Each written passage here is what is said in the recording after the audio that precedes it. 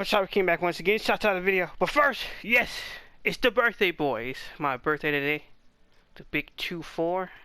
Turned 24 today. I don't know. Strange enough, I never get nowhere close to nervous on my birthday this time around. It's a very strange thing. I guess I'm gonna feature 2 videos in one. But yeah. I guess I save the rest of that stuff for the end of the video, something like that. But overall, shout out the video. Godzilla X Kong, the new empire. I saw it today for my birthday after waiting over a month and 2 weeks. Pretty much, I was finally able to see the movie. And overall, I liked it. It's a solid 7. I do believe that GVK is better as an overall package, structure film, and somewhat similar target in some areas. It is a solid, more consistent. But overall, I enjoyed the movie. It's been a very controversial film for apparent reason, because apparently, you can't have a, I'm not gonna get into that. But overall, I enjoyed the movie. I liked it. I liked the beginning. I do have a few problems with it, but overall, I do believe it's a solid movie. It really is. I do believe it's. Ironically enough, I did enjoy the human characters a lot more than this time around. Trapper is easily Bernie. Rebecca Hall and Gia, an excellent combination. Especially, I didn't expect the Iwi scenes to be so good, but they were. Those are one of the key highlights, standouts from the movie. That whole trio in the comedy, especially with Trapper. I don't know why. The Trapper it's a standout show. You got to give that actor some applause. Trapper is amazing in this film. That tag team with Bernie, and it was great. There are some things that's like the parts with Rebecca and Gia at the end, begin at school. It just. I don't know. There's little things throughout the movie that could be restructured better, or just be redone, and it'll be like a way better movie. Which I'm glad the movie where just like we see that one guy gets killed by that tree-looking monster is not where they land at this destroyed place, which is a monarch outpost, and he gets killed there. I was like, if you already been here, how you get killed? No, they went over to somewhere else, and then he gets killed. Which is some people behind me. It's like, oh, you know, he's probably going to die, and he did. I already knew about that because of not just the trailer. I did watch some spoilers and reviews over the movie overall. But to get over to the 4 main attractions, I love Shima in the movie. I love the way she was used, the way she was played her part quite well. But she's a standout in the movie. Sure, she doesn't do a lot, and she comes in later into the film, taking out Kong's arm, freezing Godzilla solid. And the secret one among them, Mothra.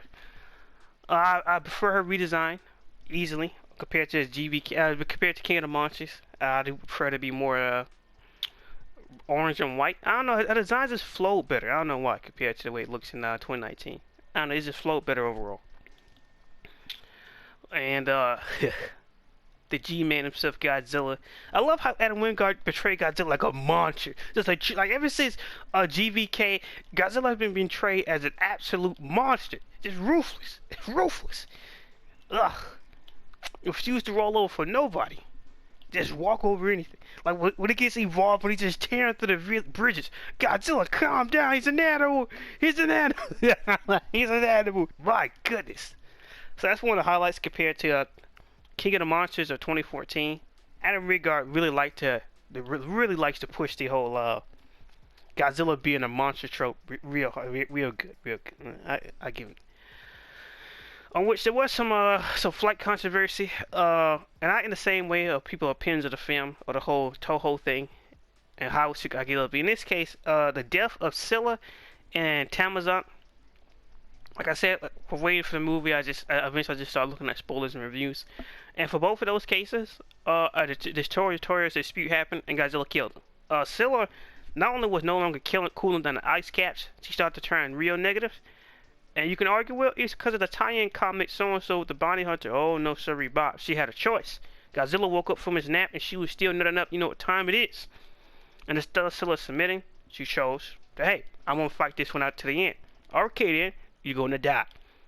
There is no question of whatever buts here, Bobby. You have one job. One job. Just do your job, maybe it'll be alright. We don't go around attacking places you gotta die. Now the more controversial one out of 2 is Tamazon.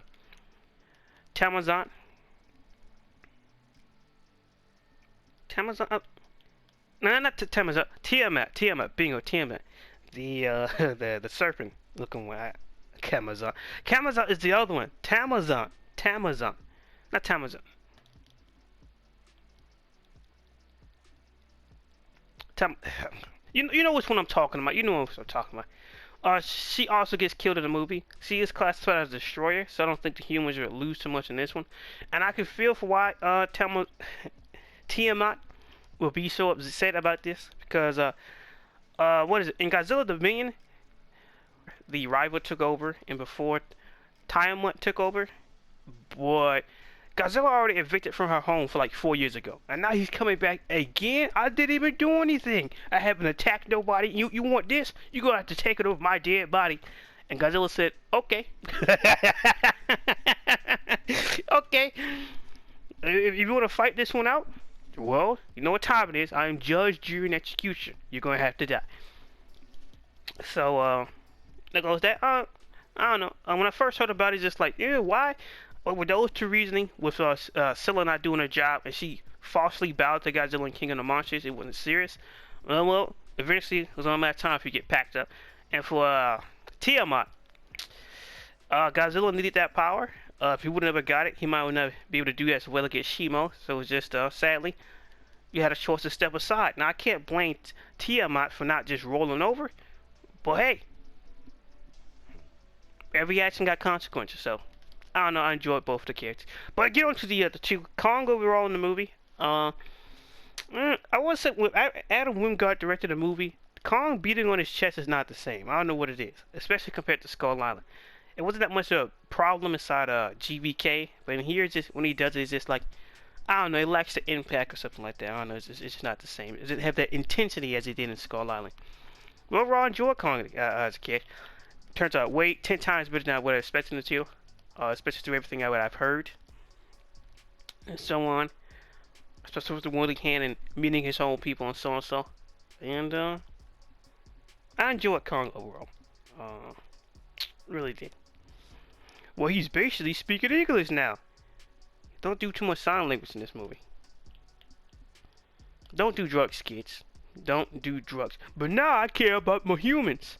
You didn't care about all those dead people in King of the Monsters? You don't care about Gia, Rebecca Hall, or Bernie, or Trapper, or Tommy Trapper? Oh well. Oh well, there's the... And then, on to the myth, the man, the ape, the legend, the Scar King, the Wild Boy.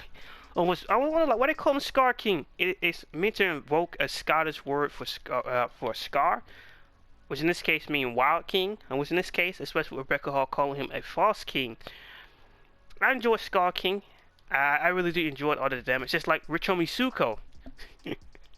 Oh, I already see the clip where Kong picks him up, but seeing the full context is hilarious. It's bop, bing, pow, and then Kong just throws that rock at that one guy just because he doesn't even knock him out. Now, this could go to the credence how strong that guy is, could be, but it's blam. Oh, he just keeps going. Well, Kong would have cooked that one ape out. Why wouldn't he? He just tried to murder him. And then he saved him, then tried to kill him again. Sounds like a reason enough to die for me. So, it is what it is with that. But, getting into some lore, there's been a lot of misconceptions around this movie. The Scar King started the Titan War. Wait a minute. How did he start a Titan War when the only Godzilla he fought was Godzilla? In this case, Goji he fought was Godzilla. That doesn't make any sense. He didn't fight Godzilla with Daken as a sidekick. He literally just fought Godzilla with a group of apes, 1v1, and apparently they pushed to the limits and Godzilla got the better of him and steal him away. Like, where's all this whole he started the Titan War come from? Like, what are you talking about? Once it's finally confirmed in the movie that Godzilla is the same Godzilla in the mural that's flying with the wing, he is the one that ate the star. It is what it is for that. I wish we can, in these cave paintings, that it's not just showing Godzilla, it's just showing the Gojiras over just different types. Because I do believe that Ghidorah have killed multiple Godzillas, but hey, that's just personal belief. If not, it would. Somebody said, well, does that mean he killed all? No, it does not mean he killed all. Which goes to another case now with it never said the Scar King started the Titan War between the Kongs and the Godzillas. It said that the Scar King wanted to take over the surface, and then he was stopped by Godzilla. And they all helped jump Godzilla, and then Godzilla sailed him, and that was it. And he went life to death with the Scar King and his whole crew. And that was before he found Shimo. So when did he find Shimo? How did he do the whole tuning process and get Shimo under his control? Nobody knows, because apparently Shimo had an encounter with Godzilla, in which Shimo is stronger than Godzilla, like a lot stronger than Godzilla. And if she really wanted to be evolved Godzilla, she easily could have done it. She really could. But hey, you get a slave for a few thousand years and then get free. The first thing I want to do is pick problems with somebody else. You know, I just go back home and go take a nap. You know, I don't really feel like it. But I just wobble, and those are the big speaks. He started the war because it's implied that there was some type of peace before, where it was just the apes were near the humans and the Titans were surfaced like a behemoth, was able to rebuild the Amazon forest. Scylla was helping to cool down the ice caps and so on and so on. All played a purpose. Besides from Tiamat, on which alright. Who knows about that? Who knows about that? But yeah, he never started the Titan War, and it's really implied that the Scar King was he had his own group, and he tried to start this whole take over the surface thing by himself. Because Godzilla didn't have Rodan as a sidekick, which is never confirmed whether that Rodan that we see in the cave painting is him, because he does not recognize Godzilla. He does not really. He's like, this is a whole different person. So all these cave paintings can't be of the same creatures, since we've confirmed that there's more than one of them. So there's that. But to get into some big problems aside from some key structuring problem. It's not the structure itself, it's like some things with the dialogue or so on that could be better overall. Similar to how Kong's roar in this case is this. The Kong roar could be better, especially compared to the Skull Long, it could be better. And yeah. But in this case, I have one big problem with the film. One where it just like that lets me just after the movie, and I was like, and that is, I don't feel like the final battle was long enough. I heard some reports it's gonna be 9 minutes of action. All I got was they both come to the surface. They start a short fight where the Scar King and Shimo tag teams. Scar King gets drop kicked. Shimo gets tackled by Godzilla, and she kicks him off him, and he goes landing, and that's when Kong gets tag team. And eventually, it just turns into, well, we gotta get the crystal from Scar King after Godzilla breaks his whip.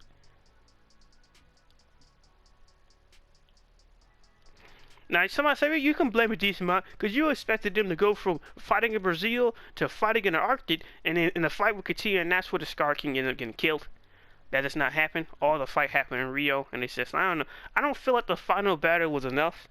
I don't think we got to see the action, especially the rematch between Kong and the Scar King, or the Godzilla vs. Shimo type thing.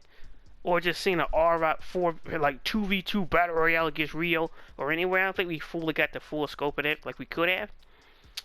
Especially since there's a big, massive opportunity that Adam Wingard just looked over, and that is, you remember in GVK where there's a big hint towards the Hollow Earth having its own energy source and so on and so on, and I use a piece of Godzilla was went from Little Jimmy to Big Jimmy real quick. So if that's the case, then and Scar King, now somebody say, why would I say that? And then the Scar King is really old. And Kong, it's like, unlike the Godzillas, the Kongs probably had a much faster reproduction type thing. And it's like a pest type situation, right? You can smash as many roaches as you want, but they'll keep showing up. In this case, the Godzillas can live for thousands of years, but the Kong can potentially outbreed them. Since they, not incubation. Since their pregnancy period can be a lot shorter than the Gojis. So in this case, there'll be a lot more Kongs than Gojis. But I always suspected that Kong could only live like around 300 years, give or take. Because we've never seen like a 1,000-year-old Kong. But somebody said, how could the Scar King live this long? Well, it's quite simple. You remember that energy I was just talking about? If he's soaking all that up, we should explain why his eyes are blue. Then, that'll make sense. It'll make sense of why he can do that. It'll make sense why he had enough time to fine-tune the frequency to hurt Shimo with the crystal. It'll make sense with a lot of things. On which is something I'm also disappointed about the Scar King is he didn't have any powers. He was just a straightforward villain, and he was still decently well, but that was a scene in the trailer where you see this whole shockwave POV effect. Now I was assuming the Scar King was ground pounding, showing off some of the hollow earth energy he was absorbing, right? No, that was Suko. Cause I keep saying, there go Kong. Kong where? We just see red fur and something, a small brownish thing, on which that turned out to be Suko. So, and after that, the fight lasts about 15 more seconds as Scar King gets tag team, and that's more or less it. I don't know, I wish I went a little bit more for the fight. Especially a little bit more. I have no problem with the movie just ending with the Kong raising up his hand and he's gonna take over the ape thing. I have no problems with that. But overall, I say that GVK is a much better put together movie. Overall, I enjoyed the human characters and so on. But overall, I say it's a solid 7. It's not as good as GVK, but it's a good solid movie on its own. I like the lore added. I like the tie in the Gia and Mothra, on which I don't know if this movie is implying that the Mothra in 2019 is just like it had her consciousness, but it wasn't her real body. Can only this Mothra have a different color in this movie? It's like maybe it's just me, but Mothra looks different. You could say it's, the colors blend together, giving that classic look at times. Who knows? But the way they were saying it, especially with Gia interacting with Mothra, how there's supposed to be a Skull Island descendant that's supposed to awaken Mothra.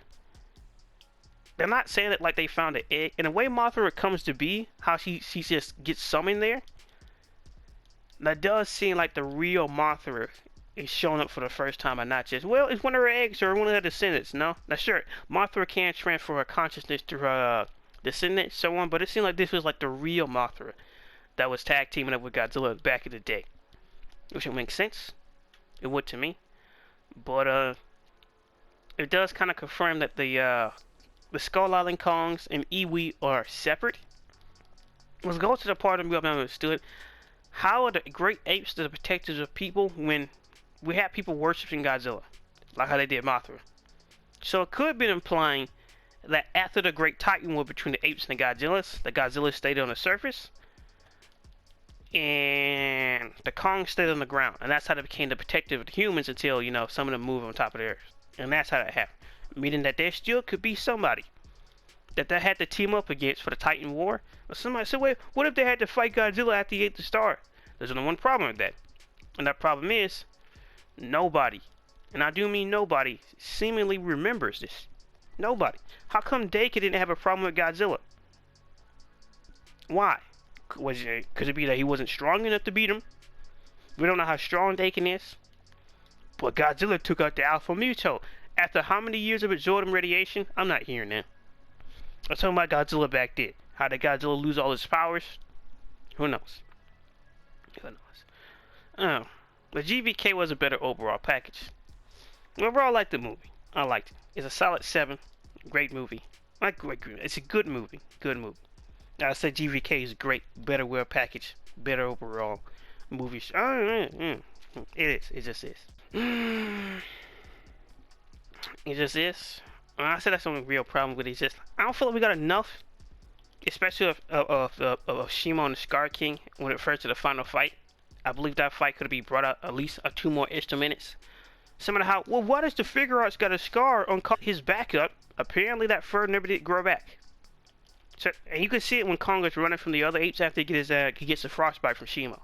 He actually still had that line across his back, if you pay attention. So, playing with this Mr. Controller here. So, yeah.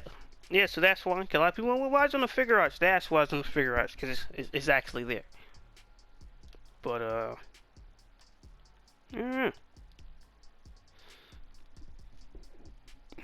overall, I enjoyed the movie. It really did. It really did. Now, I did get hints of the signs of what the government want to take over, do so on. It's just, and a lot of people trying to push the idea for the sequel where we could have a destroy all monsters type movie. There's only one problem. Not only can they not kill Godzilla, If they can't stop Godzilla, how much more things you think they can stop? The apes are small enough to plant traps and do so on. We don't know what other type of monsters are down there. Cause we seen a pack, a whole, like at least a group of 10 war bats just flying throughout there, just gliding, just living it up. And you're gonna destroy our titans. That's gonna make sense. That'll make a great movie. How are they gonna do it? You just gonna make up wobbly whoop and just wish for the best? All that stupid criticism. Well, minus one made me care for the humans. So I see why we don't care about the innocent human life. Did you say that in Final Wars? Did you say that in 1984? Oh, that's right. When Toho makes a movie where monsters are destroying things and just tearing stuff up, you know, like the original Destroy All Monsters, somehow y'all don't care. Somehow this whole, my human thing don't exist. Like, this is the stuff I be talking about. I'm gonna keep it short, real short. But if Toho made the MonsterVerse, these people would not be complaining. They would not. They wouldn't.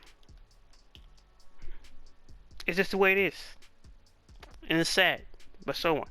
But overall, I enjoyed the movie. Solid package. I wish we could have got more of Scar King and Shimo, especially with the Scar King actually having some powers of his own and going 1v1 against Godzilla.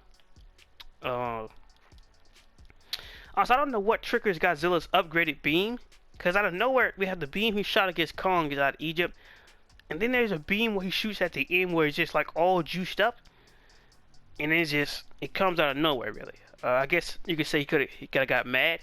But he left the electromagnetic pulse. Like, he still got the effects from Mothra? Does he not anymore? Just, yeah, who knows? Who knows?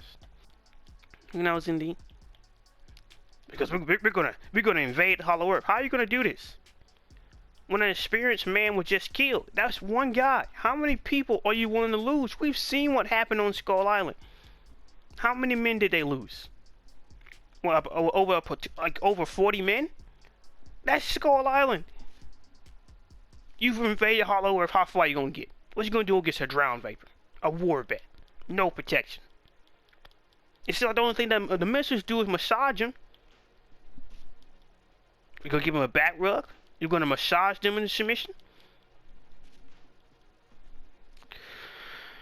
But overall, yeah, it's L24. And I don't know. I didn't feel anything for the birthday. There was like no hype, no excitement, no nothing.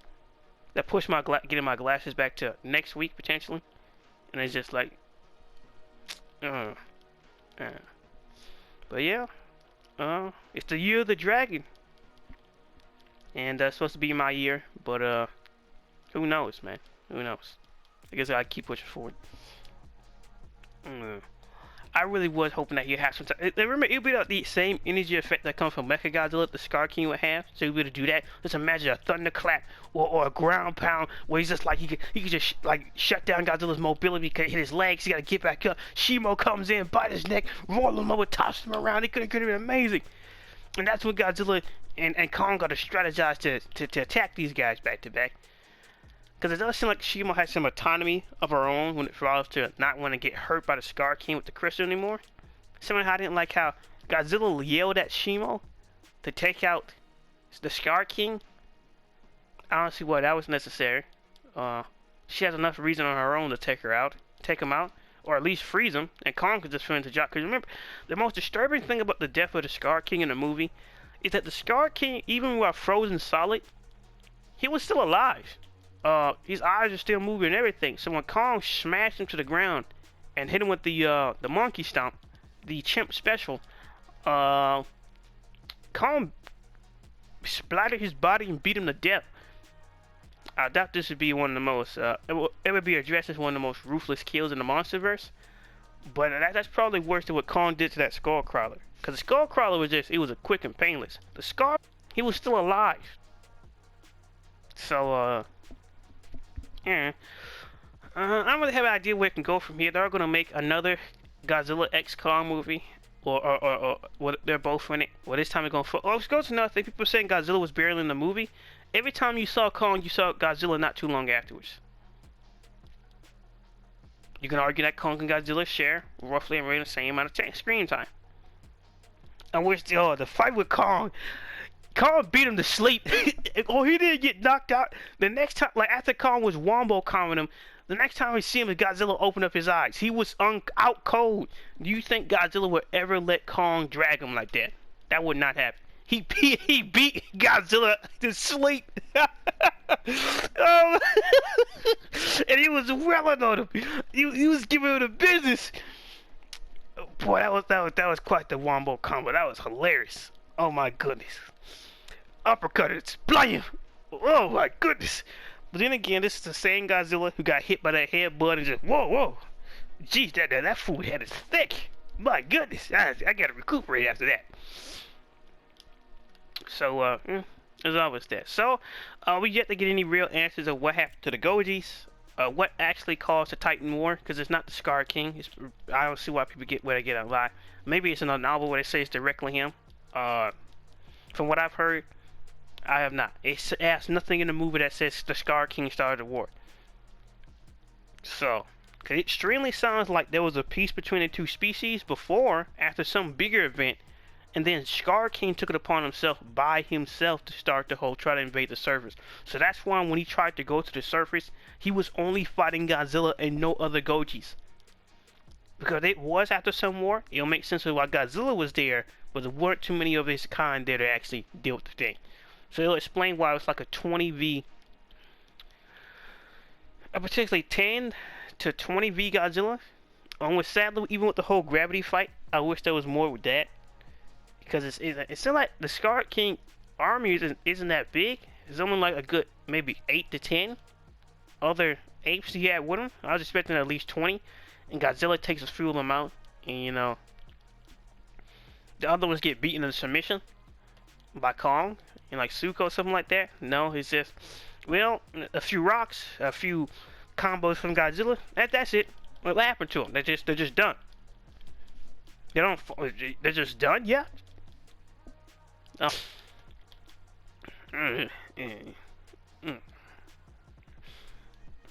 Martha is a highlight.